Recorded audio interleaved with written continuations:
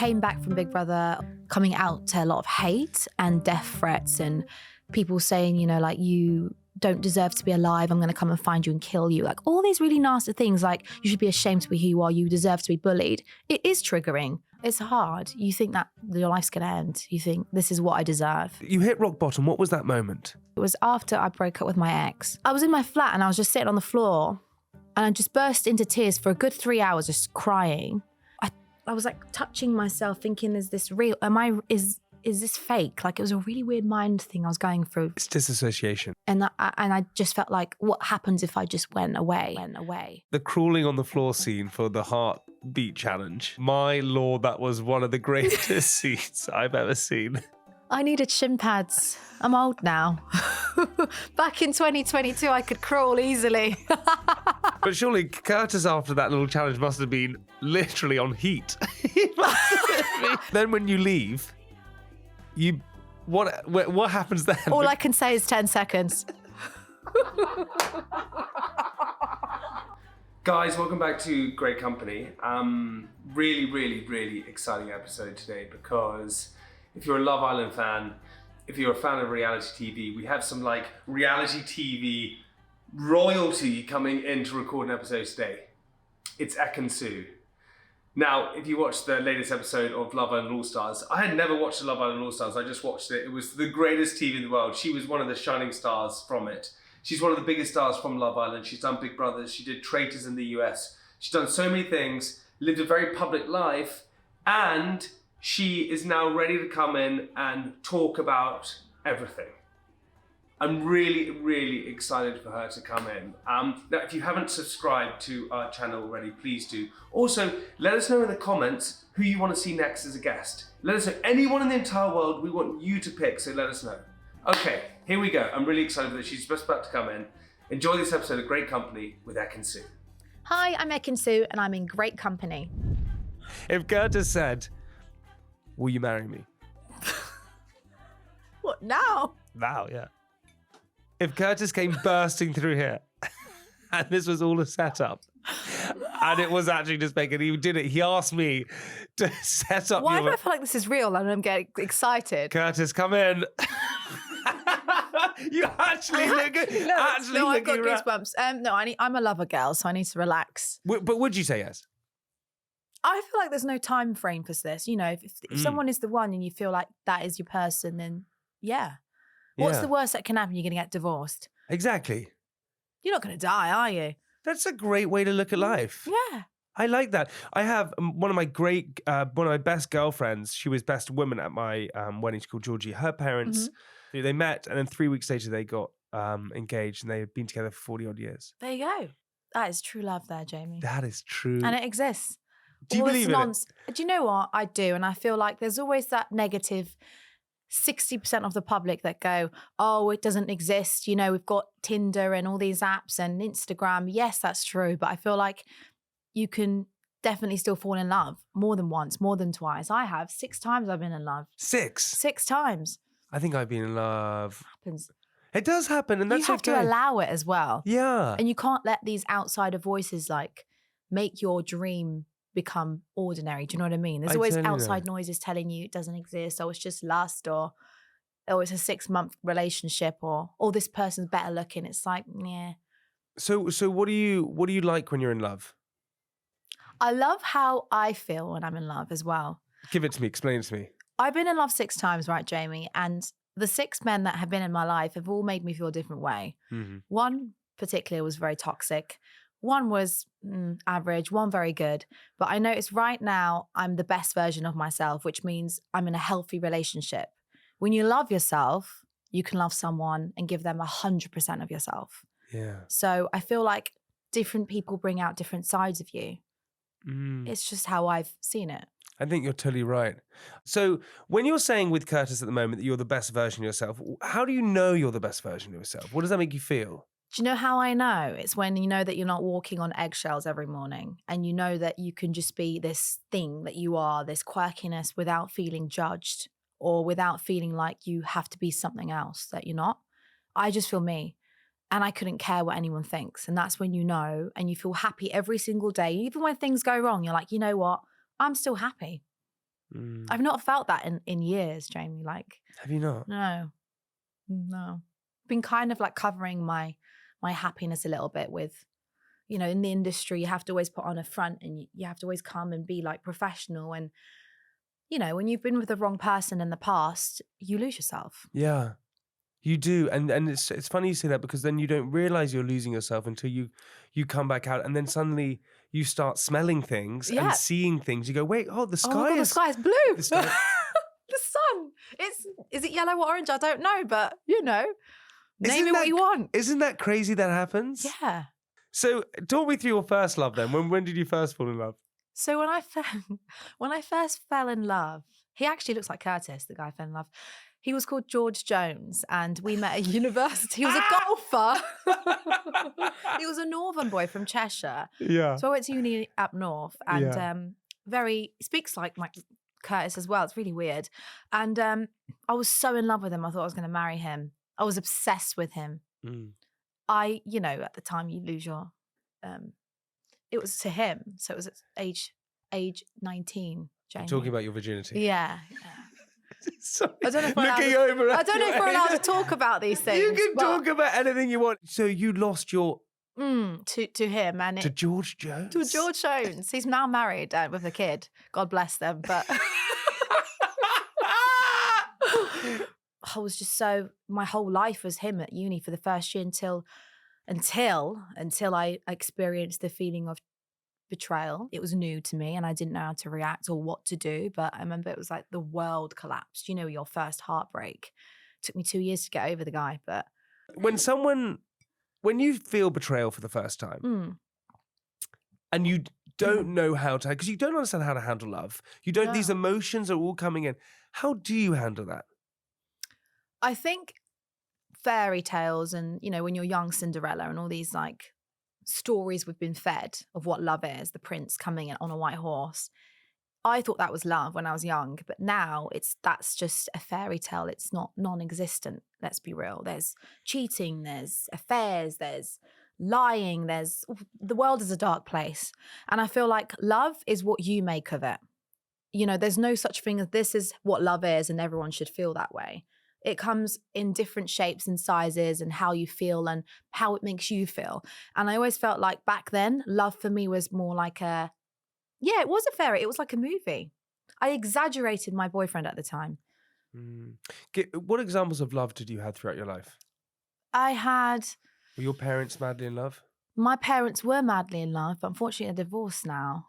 It happens, doesn't it? Same as mine. Oh, I'm sorry to hear about that. I'm sorry to hear about But yours. it's so common now, right? Isn't it? Family. Yeah. But they were very in love, and my dad did art and acting at uni. My mum was studied French, and they both like met together at university. They were really both like performative people and artistic people. My dad used to paint my mum naked. That's how romantic they were. Like there's like pictures of my mum fully. That's beautiful. Yeah. I mean, it was a bit disturbing when I saw it and I was like 4, these paintings of my mum, but kind of traumatized me. But no, they were very, very passionate. And then obviously, you know, sometimes you can fall out of love. Yeah. And that's what happened when I was 21. They divorced and had me and my brother have 10 years between us. So I was 10 years old when my mum was pregnant to my brother. Yeah. I'm speaking so fast. So much to talk about. No, it's fine. Don't worry. I love it. By the way, I'm loving every single second I don't know of where this. to start, but yeah. So your parents got divorced when you were 21. Mm-hmm. But until then, they were just madly in love. So, and it really taught you then what love probably is. 100%. You know, my mum and dad were always very respectful towards each other. And obviously there was always arguing. That's normal. My mum always says, she's a psychologist, she says, if there's no arguments in the relationship, it's not healthy.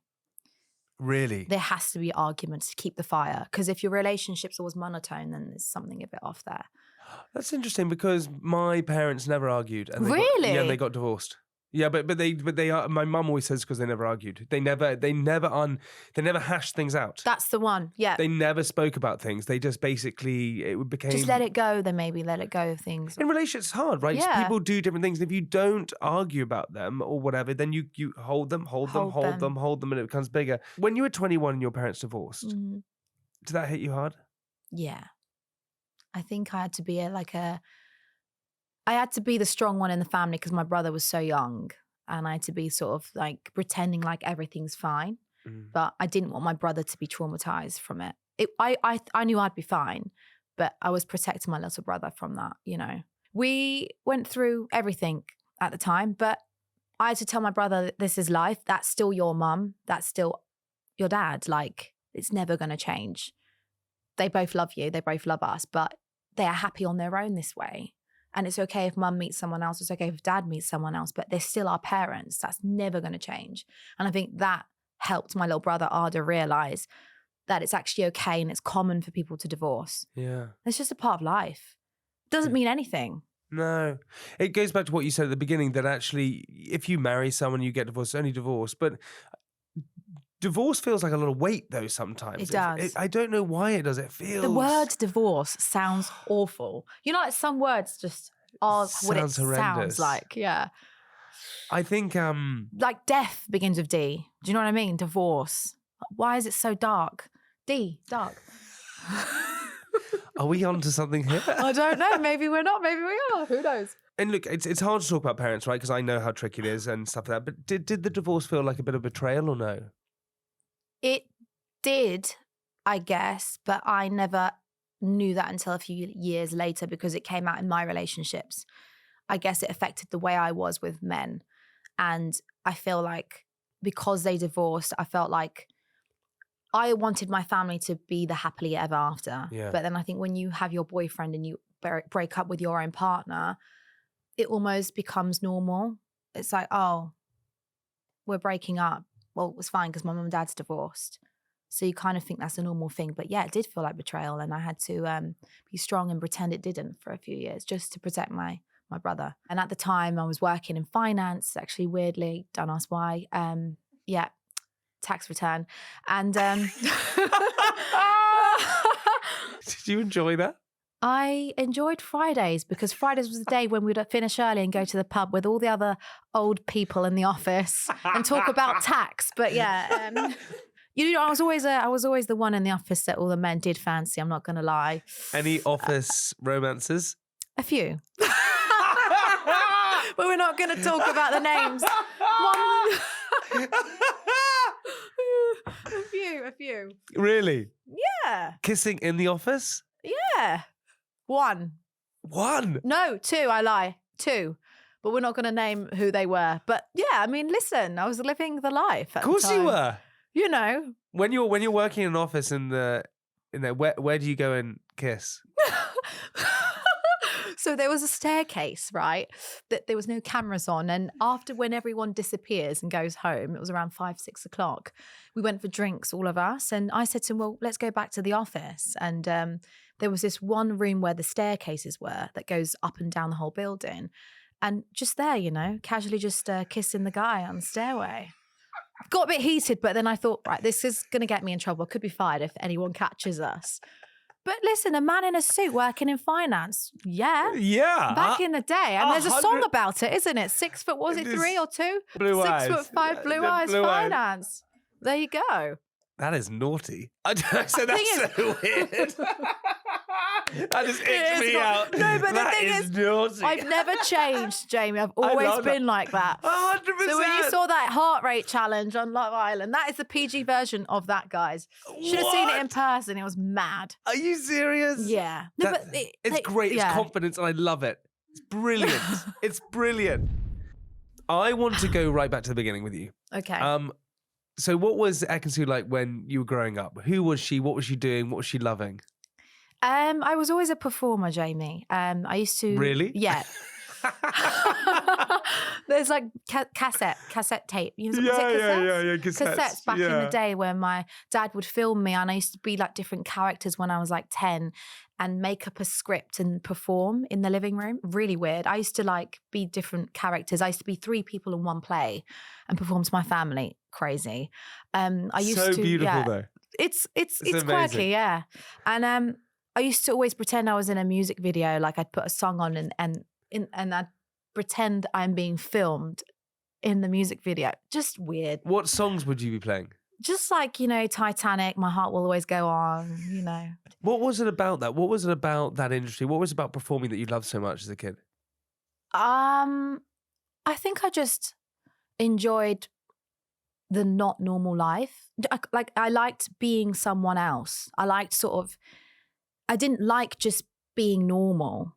I wanted to experience different emotions and understand different people's minds. Like when I grew up, I wanted to like really study about for instance, serial killers. It's quite fucked up, but why is that person a serial killer? Let's go into their mind. What trauma have they been through? Can I experience that too? Can I act a serial killer? Probably not, but I'm going to try. Not in real life, guys. But like the role of it, like it's just interesting. I feel like being a happy girl next door is boring. It is. I want to feel something. I want to be affected by something.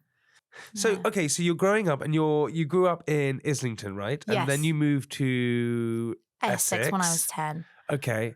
And then what was that like growing up there? What was school like? Tough. This is when things changed. I went in year 6 I remember having a very long skirt in primary school. My name was very obviously foreign at the time, Ekin-Su, all very long. And it was a very sort of like, it wasn't a multicultural school because when I went to school in Tottenham, it was, different, backgrounds and stuff. So I went from that to going to literally me and everyone. Basically, I felt like an alien and almost like I had quite hairy legs at the time. You were only young, you're a child. And then you had all the other girls with Prada bags and Prada shoes and fake tan and mascara on. And I'm like, wow, like that I idolized that, but I was never fitting in that. I was kind of the dork, I guess, teacher's pet at school. Yeah. I loved the teachers. Yeah. And I used to eat my school lunch in the toilets a lot. Then the extreme bullying happened from year 7 to year 9. How old are you at that point? 12, 13. I was quite big when I was in year 7, chubby. Got pushed down the stairs, being caught fat, being called ugly, racism. I had quite a tough time at school.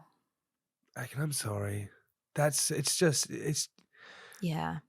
I chatted to Luke Evans, the actor. Mm-hmm. Amazing. So he's great. Yeah, he's amazing. He grew up in Wales and he was really badly bullied. And he said he had a mentality though. He said he knew it was going to end. He said, if I get through school, it's going to stop. It's going to be okay. I just got to get through this. And I said, that's a unique way. Yeah. Because lots of people don't have that. When you're in the thick of it like that, you're in the tornado.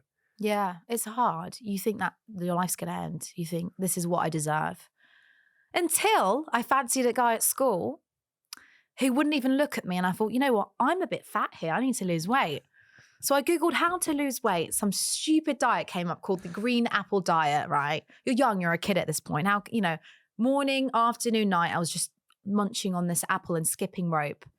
Are you serious? Yeah. Obviously, you couldn't afford a gym at the time. You were a child, but didn't have iPhones then. Or did we? Can't remember. And and I lost weight. And all of a sudden, people started looking at me and fancying me. And then I did the beauty pageant after that, which was wild because I was like 17, I went to South Korea. I know, to compete. Wait. Whoa. Hang on a second. So much to say. Oh my God. This is... So you're at school, you're having this really tricky time. You're saying there's racism, you're being pushed down the stairs. Are you telling your parents about that? No. Or... You're not? Because my mum was pregnant to my brother at the time. I didn't want to stress them out. So you internalized everything? Yeah, and actually my best friend, funny enough, was chocolate. I used to eat a lot as comfort. I would snack a lot because I felt happiness and comforting. Yeah. It was like a weird bond we had. What does that do to you as a young person? Because I know so many people will be listening to this episode and so many people you inspire and they love. And the fact that you're able to talk about that and say, I went through this really shit time. People go, God, that's what's happening to me right now. What would you say to someone listening who's going through something like that? I would say, please speak to someone, whether that's a teacher, a friend, or someone. Don't bottle it in. And I would definitely say that it's going to make you a stronger person. And those bullies at school are going to end up below you because that is what happened. And I'm going to definitely say that it's going to pass, and never hold everything in. And if anyone needs help, seek help, therapy, whatever it needs. Even if you're, young person, there's always help out there. Free help. There's loads of websites that you can talk to someone to. Have you ever seen any of the bullies again? Yeah. Oh, 100%. They didn't even deserve my blink. I saw them on the high street. One of them looked absolutely ridiculous. Honestly, I literally did this. I was like, and one of them was like, "Can I have a picture of you?" I went, "Do I know you? Oh, you're that guy from school." And I just passed and I walked off, and I was like, yeah, it was the best feeling ever, Jamie. It was when I won Love Island 2022, and felt good. I chatted to, and I'm sure she won't mind me saying, Scarlett Moffat. Okay. Who's amazing. And I haven't seen her in a few years, but I was friendly with her. And she said one of the most empowering moments for her ever. She was in a supermarket and she saw one of her bullies. And she went straight back into being this little girl, like scared, like, oh my God, freaking out. Oh my God, there she is. And the bully ran up to her and she was with her daughter. And she said, "Oh my God, Scarlett, I haven't seen you since school. You're doing so well," all these kind of things. Yeah. And she said, "Oh, I've been telling my little daughter how we were best friends at school." And Scarlett said, she said, "Oh, can I have a photo?" She said, "I want to say one thing to you. I hope your little girl never goes through what you made me feel at school." And she dropped her basket and walked out the supermarket. And she had never felt more alive that she had confronted her bully. Yeah. Unbelievable. That's given me goosebumps. Yeah. Good for her for saying that. Yeah, because it is. Brilliant. That's all you need to say and walk off. Because I think this, especially with something like bullying, it's such a, firstly, it's so awful. It's horrendous to do that to people. It's such a short-term sort of thing to do to someone. People don't realise that in later life you're going to see each other 100%. or walk past each other. The world is small. The world is small. So small. And be nice to everyone on the way out, because you never know who you meet on the way down. Never ever step on the little people. Never be rude. Never bully. Never do anything like that, because you'll meet them in the future. And like you did, you'll flick your hair and walk on. Exactly. And do you know what, Jamie? I never understand bullying at a young age. I understand bullies as an adult. I feel like it's a reflection of who they are because they hate themselves. So they want to make you feel bad. But I feel like when you're young, when you're not fully developed, how are you I don't understand what goes through that child's mind. How can you be nasty to someone? Is it bad parenting? Is that a question? It just, do you know what I mean? I've always thought about it. I think it's probably they are making themselves feel better. So they've probably gone through some sort of trauma. 100%. Or something like that. That's what I think. How do you stop the bullying? You can't. This is the sad thing. You can change and you can control yourself in the situation. Because bullying happens even now, right? It happens in everyday work. There's always a manager or a boss or a colleague that just doesn't like you. But you just have to accept it. And when you know that that's life, you can move on. Even now, there's probably people that hate me for no reason. That's fine. Hate is an emotion. You got to worry when no one has no feelings towards you, Jamie. Come on. Come on. There we go. Okay, so you then go on this diet, you start eating apples, you're skipping. Girls, kids, do not do this at home. It's not advised. Very unhealthy. Yeah. And I suppose that maybe came, and I don't want to put words in your mouth, it probably became a bit of an obsession, maybe. Oh, 100%. And that's when I started to become obsessed with what I looked like. So it was like, okay, what is the meaning of beauty? Okay, it must be the way I look. Actually, it's internal. It's about how you are, your soul. But I learned that later on in life. So these pageants that I did were very all about what you look like. The perfect person, beauty. Very wrong message, by the way. But when you're young, unfortunately, I got influenced by that. So you saw this pageant, you thought, this is what I want to do. Because I thought I needed the confidence where I lost it. Do you know what I mean? Yeah. I didn't know who I was, but I liked the attention I got. So I thought, let me go into this. And then somehow won the pageant in England, and then went to South Korea for Miss Asia Pacific 2012 and became 15th out of 75 countries, represented Ireland. Although I'm not Irish, I don't know why I did that, because I had to represent something from the UK, which is Northern Ireland. Interesting times. And so you represented Miss Ireland. I don't even look Irish, but don't. Oh no, I'm really.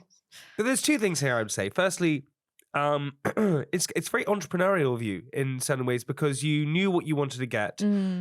We all lie about different things. It's not really lying. You just knew what you wanted to get. But also you're going into this, it's also about competition and it's about holding yourself.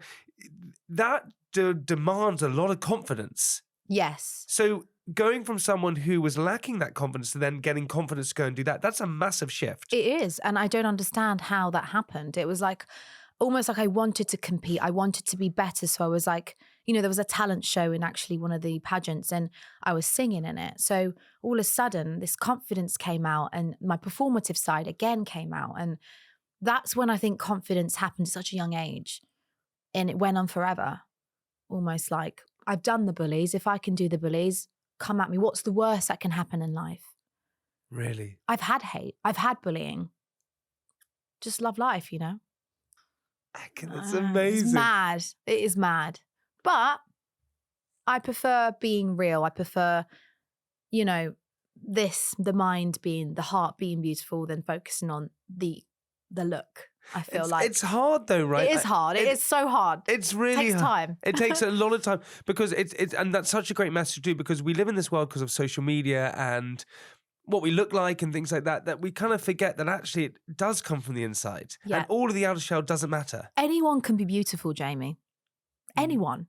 There's loads of people that are handsome, beautiful. There's someone better looking than you, better looking. It's okay, but there's only one of you. But how do you change that? And be honest, because that is a lot of unlearning to do. Yeah. And that's hard, really hard, especially as we're talking about the industry that we're in, especially being a woman in the industry. Yeah. So how does that change? When does that change for you? And be totally honest with that. Change for me? It changes for me when you hit rock bottom and you realize how there was a moment in my life I was very depressed.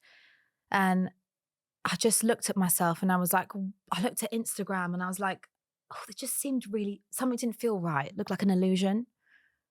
I felt like I was in a video game. Like, what is this? We take a picture, we put it on Instagram, we wait for people to like it, we edit our pictures. Why? I went to a walk in a park after and I took off my shoes and I walked barefoot on the grass. I sat there, closed my phone, just meditating. And I was like, and I went back to like, it was really weird, but where we came from, Adam and Eve, like for instance, we're humans. Like this social media is all new. It's toxic. It's not natural. We're all living a lie, I feel like. It is. How do you know this Instagram is what is right? It's not. Living in the moment, realizing what's important, family, morals, happiness, being healthy. We're breathing right now. There's people in hospital that cannot breathe. They've broken a leg or an arm. We still are here right now. But then there's someone that's moaning about the weather being rainy. Do you get it? It takes time. There was a big moment for me, which I had, which is my mum sent me an article once. Mm-hmm. And she said, and I was going through a really tricky time. I'm sorry to hear about that. No, it's okay. I went through a tricky time in my 20s, I just did. And because I didn't really understand myself and it was this industry and oh my God. Yeah. And is that when you were like the maiden? That was Made in Chelsea time. Yeah. Made in Chelsea time for me was amazing. By the way, I loved you on there. Oh, thank you so much. You and Spencer were my favourites. Oh, we had an unbelievably I used to fun fancy him, by the way. Yeah, a lot of people did. Sorry.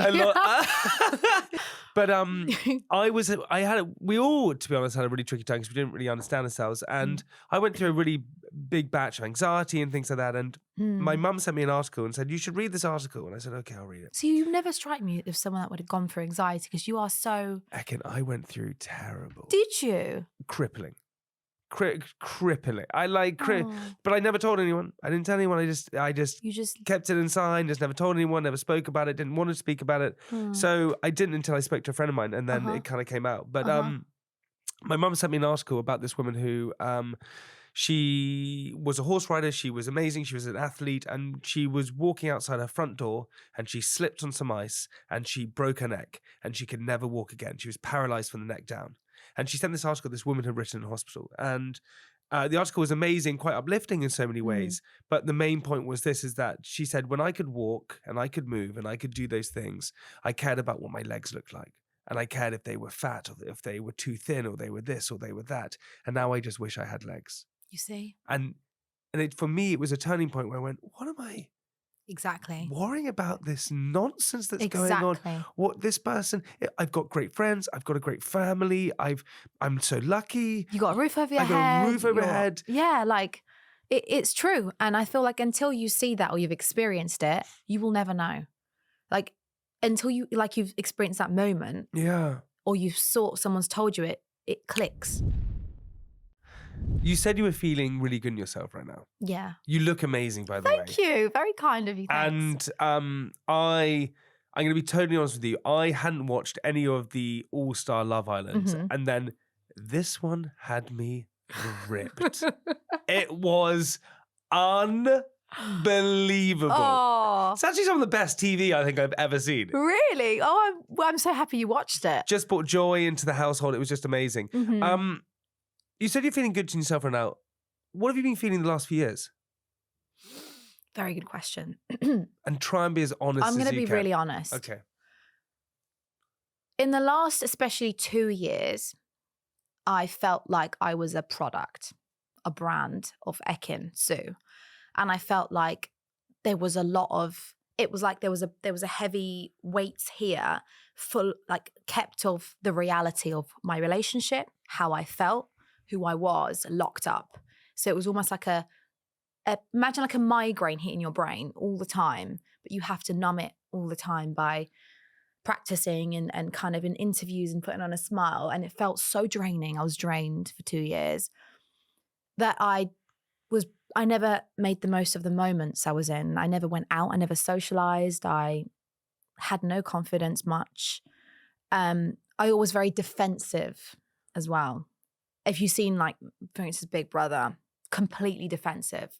Like I look at myself now, I'm like, who was that person? Oh, it's a person that was broken. It was a person that was in a traumatic relationship. But again, I was lying to everyone. I didn't tell the truth of why I felt that way. I was like, yeah, we're fine. We broke up. But really, there was so much more to it that I had to live with that affected me for a good time.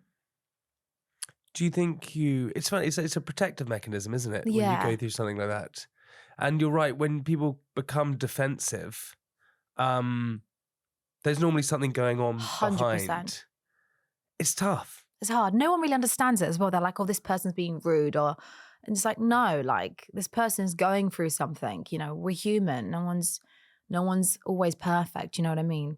You know, I think, and I don't want to generalize here, but I am going to, so I apologize. I think it's much harder for women in the industry. It is.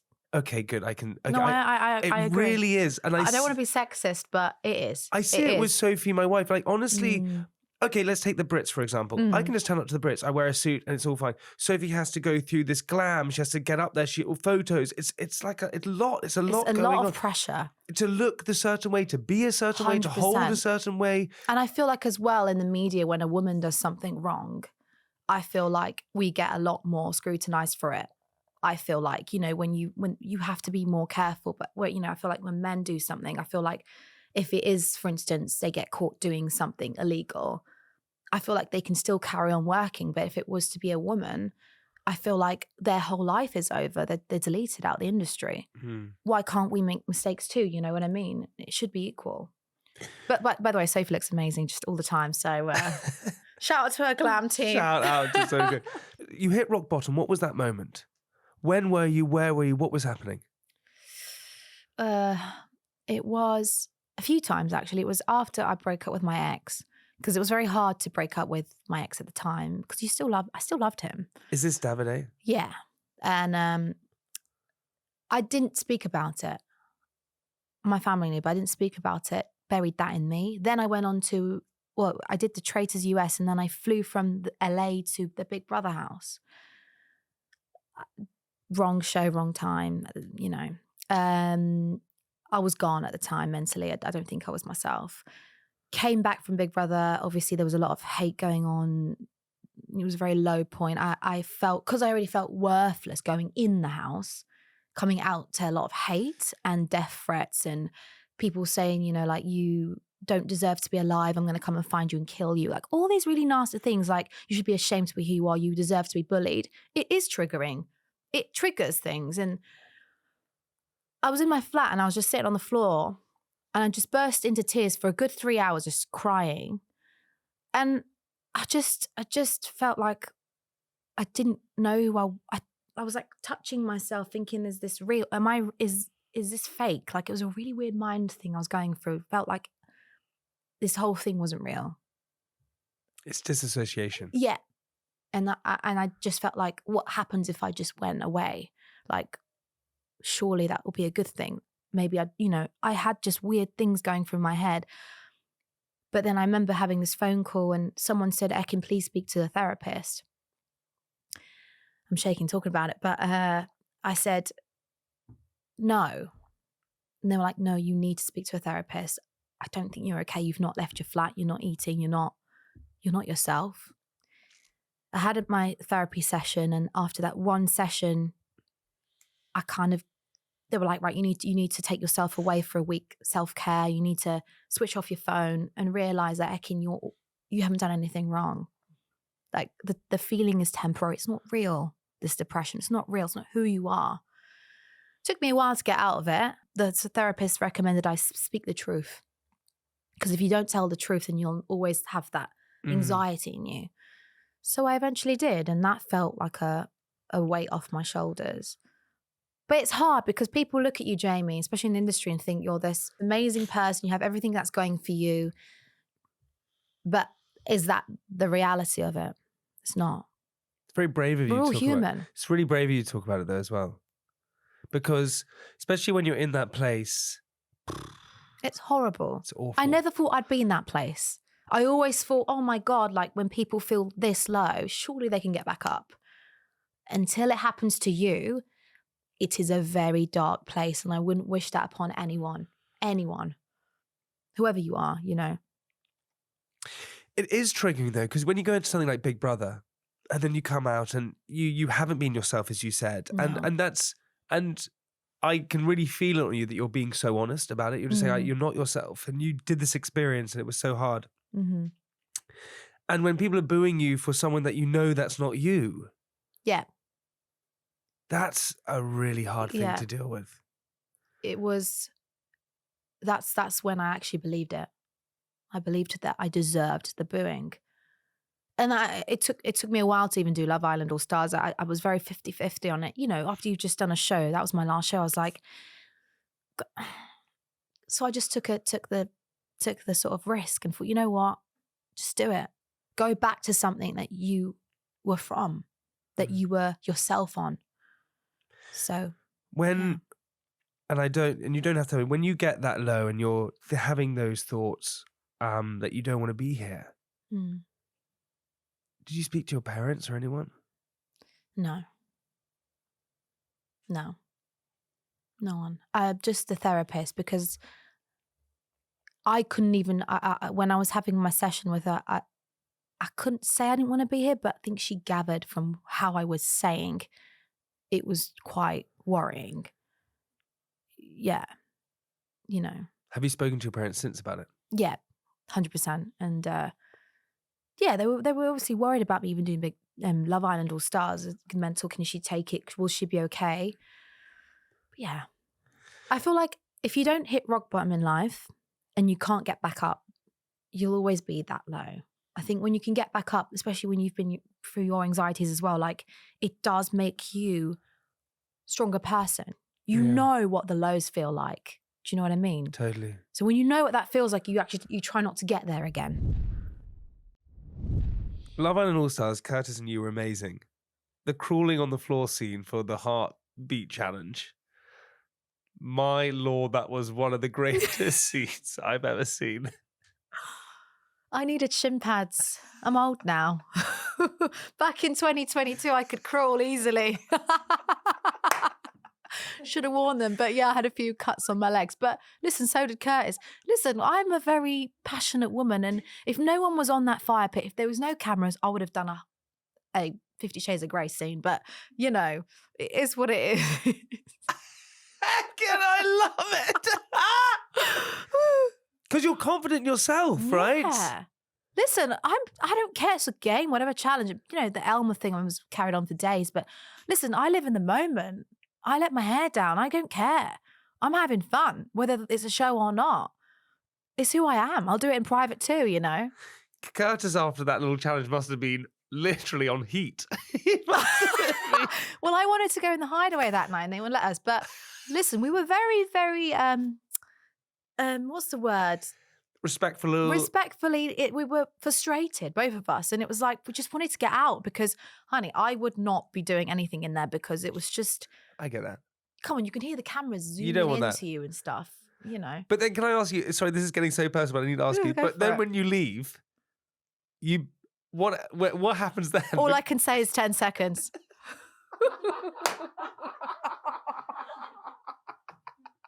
Maybe 5, but yeah. Not for you, I imagine. No, not for me. I could go for hours, but you know. Cheers to that. H2O. No one thought we'd beat, like... No ways. So let me tell you a secret, okay, right? Go. You know, I might tell you something. So the week before I went in, was in South Africa, the holding. So the producers came in and visited each one of us in our holding with our chaperone. So the producer went to me, how are you feeling? You know, you're going to go in night 1. I was like, yeah, I'm excited. And I went to him, are you sure there's someone in there for me? Because, it's quite a risk I'm going back in. You didn't know anyone was in, you didn't know? I didn't know who they were. Okay. One thing he said to me was like, Ekin, speak to every single guy, get to know them. There's one person in there we think that is going to be a perfect match, but it's not your type. I was like, huh? And the night I walked in, I was looking at them, I was thinking, who are they talking about? Like, because I was attracted to Curtis. Do you know what I mean? Good-looking guy. Good-looking guy. Like when I saw guy. him, very tall. Yeah. And charismatic. And I was thinking, well, he's my type because I'm attracted. So I'm looking at, but then I spoke to everyone. I thought, hang on, I'm really like getting a vibe I'm really getting along with Curtis. Like he's bringing out such a unique side to me. I couldn't stop being around him.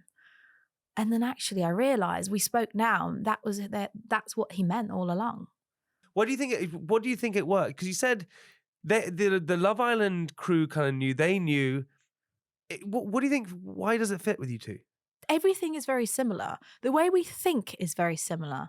The way we act is very similar. The way we bounce off each other's humor it's weird. I don't feel judged by Curtis. You know what I mean? You know, sometimes you feel a bit judged by your partner when you say things. He hypes me up all the time when I say quirky things. I just find him really attractive as well. I don't know what it is. Yeah. That's a big thing. It's when you... Unexpectedly, I'm shocked that I actually found someone again. It's a bonus, you know. Did you think you wouldn't for a long time? Yeah. God, yeah. You know, when you've been hurt and broken, you can't trust again. It takes time. And also, by the way, I think it's funny with TV shows like this is that when Sophie and I met on our TV show. Oh, you did, didn't you? Yeah, we met on the TV show. Cute. And I had made a promise to myself that I would never fall in love properly. And I never really did. And that's probably why I was a bit promiscuous and things like that. But when we then started dating properly and then when we got engaged, I didn't want that to be my story. I didn't want to be like, oh, we met on a TV show. I thought that was lame. So I used to almost lie about it. I used to say that we had met before. I love that. And then actually now I embrace it because people meet at work, they meet in the street. Meeting in an intense environment like that is actually an amazing way to meet. And it's forever on TV. And then you can watch memories. it back. I'm sorry, which lucky couple has that? You're lucky. You know what I mean? It's amazing. It's rare. Why did you decide to go back in? Because I come from reality and whatever anyone says, you know, the world is, there's sort of this... By the way, you smashed it, by the way. You've done so well, Jamie. Oh, well, that's so... I look up to you, man. Oh, no, yeah. I think... You've done so well. I think you've... listen, straight back, I think you are... Thank you. Beyond, I really do. And you. But I understand it because we get boxed in. Yeah. And there's a weird tier system, which you kind of go, and I sort of see it in myself, if I'm totally honest, when TikTok started and things like that, and you saw these TikTok stars coming up, and I was like, well, they're not. Is that a talent? Yeah, is that, like, what is that? What is that, yeah. But it is. It and is. Content creating is a huge talent. Oh, I can't do it. Knowing what you're like and knowing how driven you are, then why would you feel like going back into doing something that may box you in too much into the reality TV place? So I said to myself, I'm not going to do reality TV after Big Brother ever again. I was like, I'm not doing it again. I was very like, no, I'm not going to go back. I would never do Love Island. But actually, I was only saying that because Love Island reminded me of my ex. So I was defensive because of that. No one understood that. So when I went back in, they were like, but she said she would never do Love Island again. Yeah, it's because I didn't want to be reminded of my ex because I was in pain, not because I was against the show. And the reason I wanted to go back onto All Stars is because I felt like I want to rewrite my love story. I said I wanted to go have fun and let all this barriers down, okay? Stop being so scared of TV again. Go back to something and take a risk. Like, what's going to happen again? The worst, you're going to get dumped. I've done that. I've experienced my lows. It's only onwards and upwards from here. And look, I met someone. So I'm so grateful. And I always say, just because you want a show doesn't make you any better than anyone else. You can always go back. Because there's always a thing, well, she won the show. She's done this. You can go back. We all came from the same show. We're all born from Love Island. Doesn't matter if you're a Molly May or it doesn't matter. You can go back. You were really, I know this is separate now, but you were really in love with your ex. I can hear it because you wouldn't even want to go back on the show because it reminded you so much. And I just think sometimes people doubt people on shows if they fall in love or not. They do. And it's normal because it's TV. So people are like, oh, is that real? Give it a month or give it the copy. There's a contract thing that people talk about, isn't there? There's no contract. I'm sorry, what is this contract thing? People say, I've not signed a disclosure about, in a year I'm going to break up my partner. That's just what people say. And even in real life, Jamie, whether you're in the public eye or not, relationships don't always work. But because you're not in the public eye, it's not been spoken about or it's not a big deal. It's easy to amplify something when you're on a show and people have followed your journey. It's like, oh, they didn't last. Well, they did last. It just didn't work out. When you go through a breakup, how do you deal with it? I definitely don't go under someone to get over someone. I watch YouTube videos about how to get over a man. Cringe. Yeah, I read books. What did they say? Just things like, time is a healer and you need to do things you love, hobbies, spend time with friends, family, people that love you. And it's okay to cry. It's okay to grieve. It's okay to miss.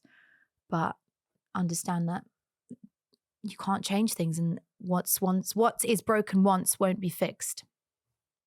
Because of the Big Brother experience and the things you had there, and people, you've admitted now, but I think people wrongly saying you were fake and things like this. Going back into a show like that, were you nervous to see the outcome? Because you don't have access to social media, you don't know what's going on. Your brain must have been playing tricks on you. Oh, it did. I was very nervous. I had, so me and Curtis will have private chats sometimes, like at night, under the sheets. And actually, the first time Curtis ever told me he had feelings for me was under the sheets. Not on camera, which felt real to me. That's when I said to Mum, I'm a bit anxious. I said, I had this talks on camera too, actually. And I spoke to the psych in Love Island. And I said, I feel really anxious. I feel really not. Because at the time, there was a lot of things going on with the whole Elmer thing. I felt like I was in the wrong for a while. So I said, am I a bad person? I was thinking, am I a bad person? I just felt guilty because I thought I deserved that. So in my head, I was like, I'm scared to get out of here, Curtis. I'm scared. Am I going to be okay? And he was like, Ekin, stop overthinking. You're an overthinker. You're here now. You wouldn't be this far if people didn't love you. He kept saying that to me, reminding me of who I was. You're Ekin-Su. Forget Big Brother. Forget Davide.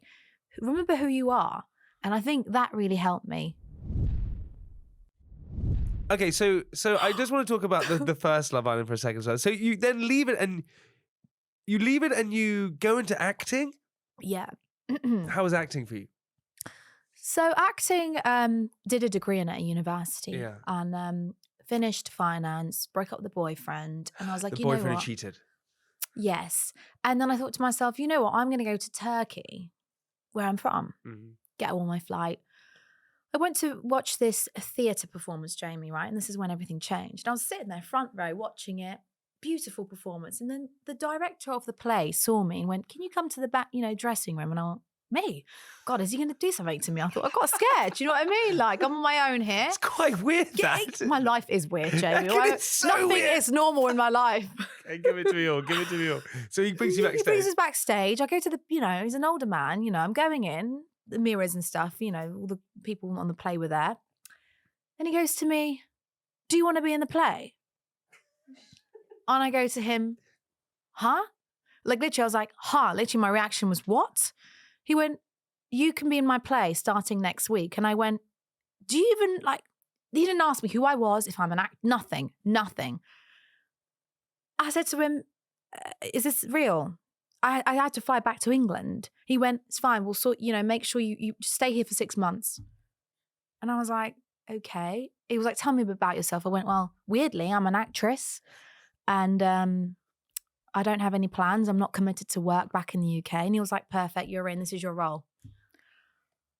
Bring my family. They think I'm crazy. They think, no, this is a trap. Is it real? Is it authentic? Is he I think a you're crazy perv? now. What's going on? Yeah. You know what I mean? Is it an actual play? Do you know what I mean? So I sent all the details, and this director is really well known in Turkey. He's huge. And what was the play about? it was just like a. You still don't know now because you. It was just like a play about this famous story about this couple, Turkish Ottoman Empire play. Yeah. And I went in. In Turkish? In Turkish. My role wasn't huge, but it was something. I had an 100%. accent, though, a Turkish accent that didn't sound, you could tell I was not in Turkish fully. Mm-hmm. And he went to me, you need to work on your accent. So he sent me to his school. So his schools where they, an RP for Turkish lessons. Mm-hmm. He funded it. I went. And then my Turkish got better. And then he went, well, we're going to put you in a soap. My dad was like, you sure this man's not grooming you? And I went, no, Dad, he's really not. It's nothing. And then I got a role in my acting's really bad. It's like a Doctors, Turkish version of Doctors, right? Yeah. And I'm doing an operation on someone and it's really bad acting. Started up from that, then to another one, and then to another one where it was a huge one. And that was when I was in it for a year just before COVID. And it's when I had the bandana on. Yeah. Yeah. So my dad was intrigued. He was like, I want to meet, Yeah. He's really well known. So my dad comes to Turkey. We all have dinner. He sees everything's, professional, legit. And no, the man just wants me to do well. There's nothing underneath it. Wow. He sees the star quality. He's like, she needs to shine. Then, weirdly, you're going to laugh at this. We had a dinner, right? With the director guy. It was an end of year performance dinner. Yeah. There was this Turkish drink called raki. I don't know if you've had it. It's grey. We were all drinking that. And then they went to me, I can go on stage and sing. So I went, I'll sing. I took the mic. I sang, I Will Always Love You. And in the audience, there was a geezer on his phone recording it. And he was signing music from Turkey, recording it, sent it to the director. And he went, who's that? And then after the dinner, they came up to me and went, we need to talk to you. And I went, yeah. And I'm really drunk. They go, do you want a record label? And I went, what? You're what? I'm thinking it's a joke. So I'm going, yeah, sure, whatever, drunk. And he went, here's my card. We'll start recording in 2 weeks. Didn't ring the card because I thought it was a fraud for a while. And then somehow they found my details, told my family. They said, this is crazy. You sure this is real? We had to look into it again. All real. Went into the studios. They sponsored the song. I didn't pay or anything for the track. Shot the music video with this other girl. It's on YouTube, and it's me and this blonde girl singing the song, and it went viral. So yeah, it's mental. What? Yeah, I've done everything. Can you sing the chorus? Maybe after a few shots, maybe I will. Oh God. Shots. How does the chorus? How does it hum it? How does it? Yeniden başlasın, burada kalmasın. It's just a Turkish song, That was beautiful. No, it wasn't. But thank you. Beautiful. Okay, wait, hang on. So then you get seen by someone in Love Island? Someone reaches out to you for Love Island? Oh, Love Island's another weird one. No, that's really crazy. So, Ekin, your life. My life is... This is wild. Yeah. But you must be a natural manifester. You must... Oh, I believe in it. Yeah, 100%. For sure. Do you believe in it? Yeah, 100%. Yeah, a million, trillion %. Guys, you need to manifest your life. Yeah. But really believe in it. You got to work hard. You got to go for it. But you really got to visualize it. Yeah, it does. Nothing can get in the way. You got to... But no, so the Love Island thing was a flip of a coin, and it was a weird one because So the manager I have now, I'd known for like 11 years. We met Neil, Force One Management, at a PA event at my uni. He brought Mark Wright, and I was a fan of Mark Wright, and we met. Yeah. So we stayed in friends for like 11 years. Then when I was in Turkey, I got an offer for a role for a movie. It was huge. This is just before Love Island. I was like, yeah, oh my God, this is my big time to really, make it big in Turkey and stuff. Then I had a really, really weird dream that I won Love Island, but there was like fireworks. I didn't even think of Love Island. I won it. I'm standing at the final. Man's face is blurred. I don't know who the hell he was at the time. A blonde presenter, and the winner is Ekin-Su. I rang my manager the next day and I said, Neil, I've just had this dream. And he laughed for a good 30 minutes on the phone. He went, you wish, and hung up. And then I said to him, I want to apply. And he went to him, okay, fine. Didn't think I'd even get through because my answers were bonkers, like weird. Like, what's your talent? I can twist my arm all the way back, whatever. What do you believe in, aliens? Like, I was doing it for banter. And then put my application through. Time went on. The movie script came and I was learning my lines. I had a call one day. I was in the hairdresser in Turkey getting my hair blonde. This is before I went in. I was blonde back then. And they were like, right, Ekin, this is ITV. We, production of Love Island. We really want you. Can you do Love Island? Let's just throw you in the deep end. And I was like, just 1 second. They were bleaching my hair, and I put the phone down, and I just need to get out the hairdresser. And I was like, this is what? Because I'm preparing myself for the role. Bear in mind, there's like a month left until I have to film. We did something really crazy that night. I had to flip a coin. Heads or tails. Heads would be, I'm doing Love Island. Tails would be, I'm doing the film.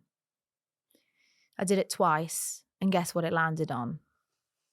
Love Island. Yeah. And then things changed. You did Love Island on a flip of a coin. A flip of a coin. I left it to the universe, to the gods to decide, because I didn't know. I thought if I do Love Island, my acting career's gone. Because there's such a, there's a saying, if you do reality TV, it's hard to I get that. go back into something like that. Yeah. Had you seen previous Love Island series? Probably Molly May's one. And that's all I saw. That's all you saw? Yeah. What was it about it? Because you're in this, you're doing acting, it's in Turkey, you've got this career going on, but then you have this opportunity to do Love Island, and it's a huge global show. Why do you pick it? I know it's a flip of a coin, but the sort of non-risky, sort of safe one would say, I'm just going to stay doing this. 100%, yeah. But you saw it maybe as an opportunity. I went to a tarot reader after. Call me crazy. Call me crazy. Crazy. I am crazy. And the tarot reader that said, it swayed me to Love Island. It said, your future's bright. Just trust the coin. And I was like, it's like a movie. My life's a movie, Jamie. I knew that it was a risk, of course. Like, who wouldn't want to do the movie? I thought I was going to leave in week 1. So I didn't deep Love Island too much. I thought I could always go back to Turkey. Do you know what I mean? So I thought, what's the worst? I'll just go home in a week or 2, have a laugh on the show, maybe find someone, and then go home. And also, you're right, you could always go back to Turkey. Always, yeah. That was going to be there, so it's fine. Yeah.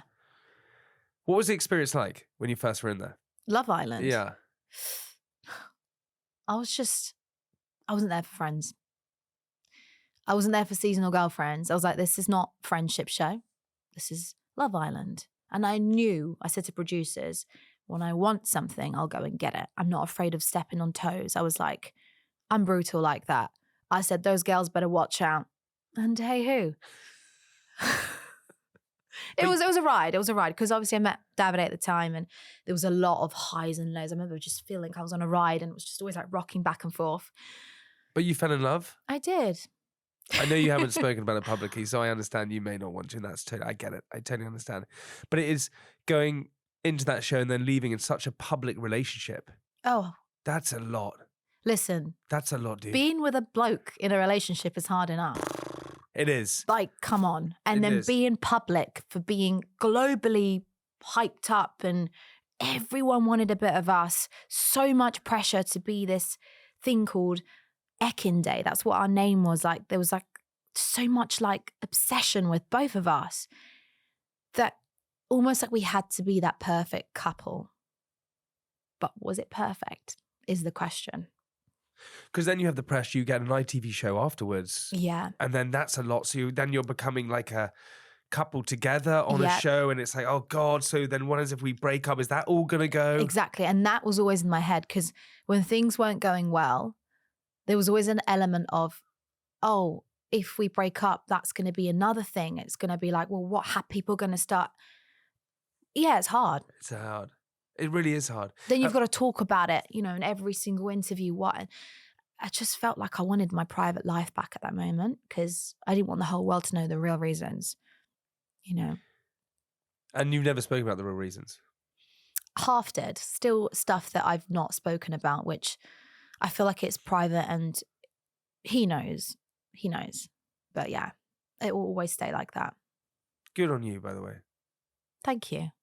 And I do wish him well. I genuinely wish him well. Like, he's got a girlfriend now, from what I've heard. He's in LA living his life, and he deserves happiness too. Like, we had a relationship that was in the past, wonderful memories. I'll always treasure them, but I'm happy too. And isn't that nice when exes can move on and find people that can be happy with?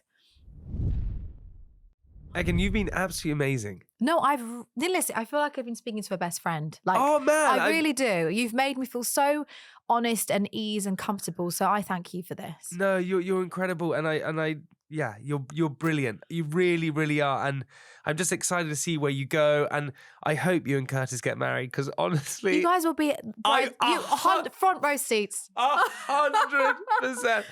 Also, I just can't get over Curtis's like sayings. You're like an onion. Oh my God, have you seen those TikToks? Yeah. Hello, darling. You look like an onion. Just want to peel your layers off, darling. Squidward from SpongeBob.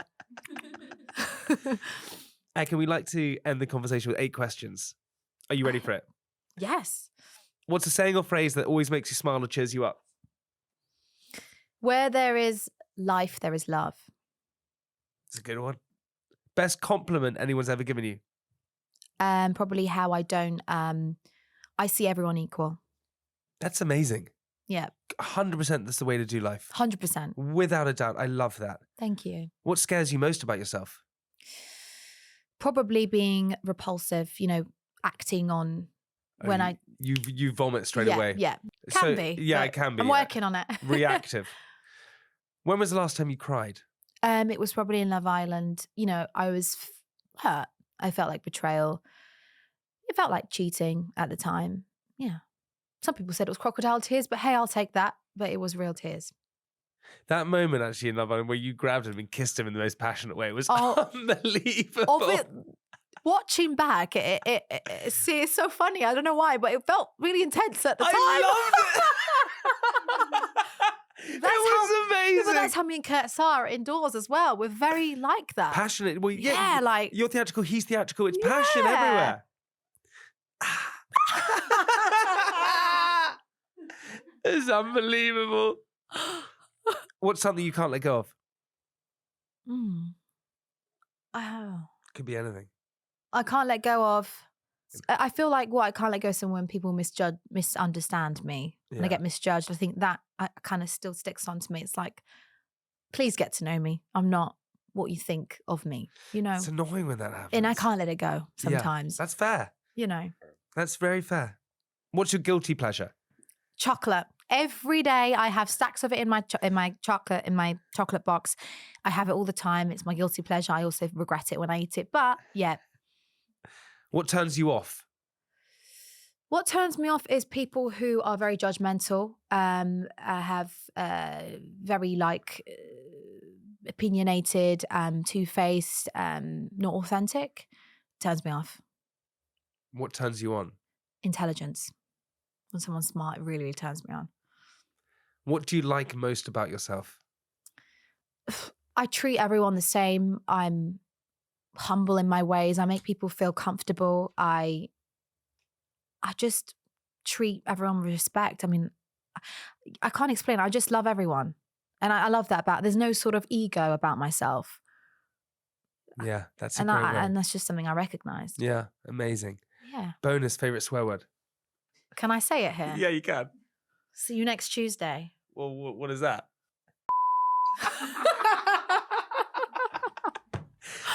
Sorry, not to you. You know what I mean. Yeah, you are a queen. Thank you so much. No, thank you. You are the best. Thank you so much for coming on. Jamie. I loved it. That was